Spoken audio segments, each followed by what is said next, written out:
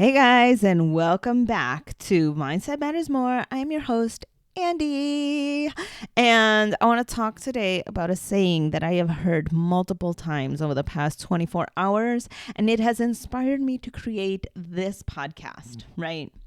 So here's the saying. Do you want to be right or do you want to be happy? Do you want to be right or do you want to be happy? You have to pick one of the two in this scenario, right? And I think that's total BS because I want to be right. I want to be happy. I want to be superior. I want to be the one who you go to for everything. And I think in feeling that way, I have alienated some people. And I think really the context of this is always, somebody trying to hammer in that they are superior, somebody trying to prove that they are right, somebody trying to belittle somebody trying to put down the other person because they believe that they're dumb. And yes, that's very much what happens when you try to be right. But I think there is a scenario in which you can be right and you can be happy. But I believe that there's a certain tactical approach that needs to happen.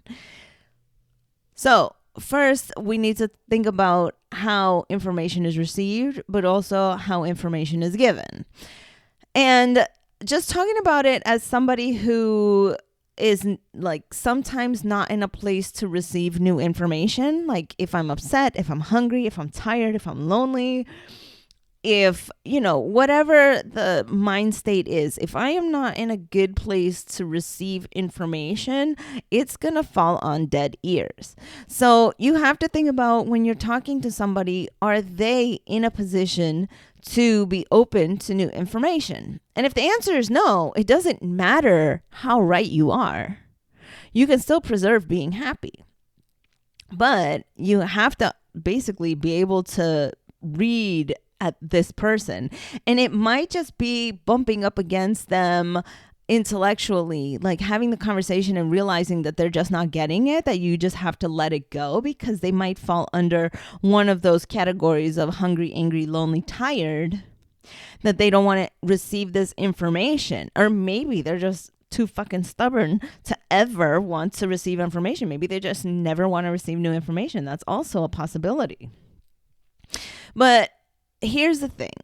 So we're all about bettering ourselves. We're not talking about bettering other people. We're talking about bettering ourselves. So in the context of receiving information, you have to make sure that those are all in check. When you are not receiving new information, are you hungry? Are you lonely? Are you tired? Are you angry? Like, are these things hindering being able to receive a loving message from somebody else? That could very well be, and the other thing that always prevents me is my ego, is that I don't want to be wrong. I don't like being wrong. I hate it. Oh my God, it just grinds my gear. But it's not because I think I'm the best and I should always know everything. I mean, yeah, okay, you know what? Fuck that. Sometimes that is the case, okay? But for the most part, when it's my ego, is because I don't want to seem incapable to some people. Like, especially with my husband, I don't want him to see me as not smart. I don't want him to see me as incapable. And that comes from a fear of, losing my husband's love. Let's just be real. Which is like a big statement, is that I don't want him to see me as somebody who isn't smart. Now, let's just talk about my delivery, because sometimes my delivery could be a little bit better, okay? But it blocks me from having a moment with him of exchange of ideas, exchange of feelings. And so when you're talking to somebody and they're saying something that maybe you disagree with, maybe you don't understand, maybe you just could never see yourself believing the things that they're saying, it could be one of those things that's blocking you. It could be your ego. Maybe you're hungry. Maybe you're angry, lonely, tired, and it just doesn't put you in a position to open yourself up to new ideas. to say, hey, maybe I could be wrong. Like, I don't think I'm wrong, but maybe I could be. Let me explore that.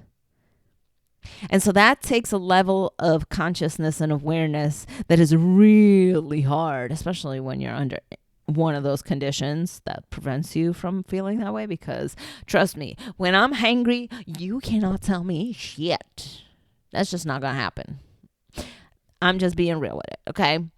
So now we've looked at being able to receive the information and how information is received, but also how do we give that information?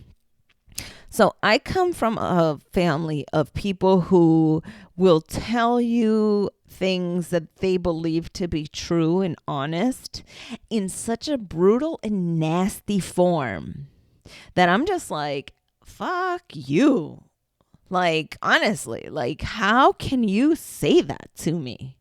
Now, there might be a grain of truth in the disgusting words that they've said, but I will never, ever cave to those nasty words. And so think about when you're delivering information to people.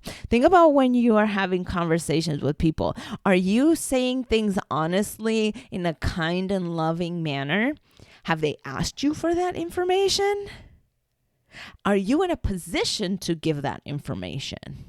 All of these things that come with, being able to deliver a kind and loving message to somebody.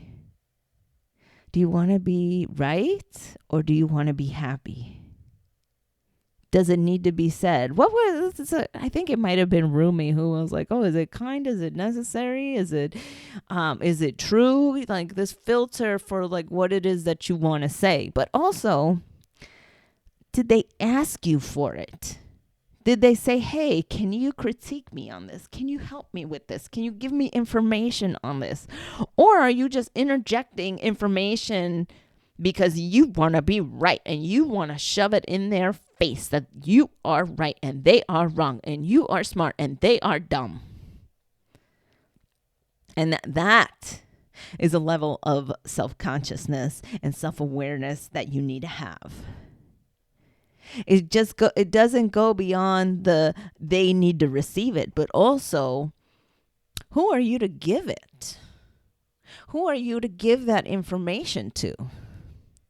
And so let's talk about this podcast. Like, who am I to give this information? Well, I have thoughts, I have ideas, I put it out there, and it is up to the listener to hit play if they want to listen. It is up to the listener to hit skip if they don't want to listen. But I put the information out there because these are things I've lived, experiences that I've had, things I've noticed, observations.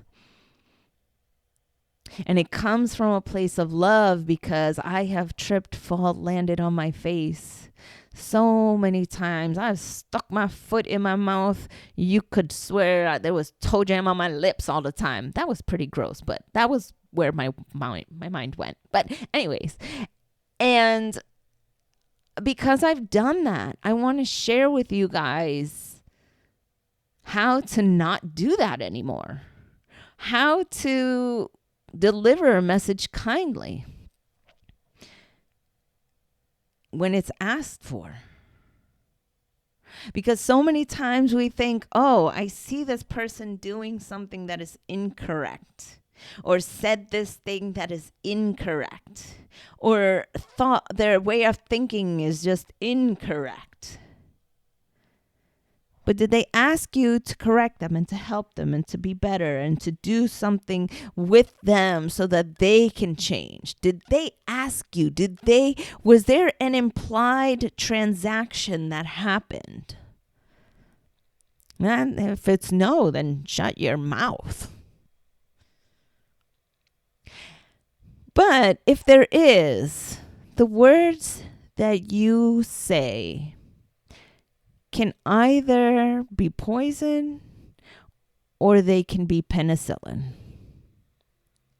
And you get to choose how those words come out. You get to choose whether you want to be helpful or hurtful.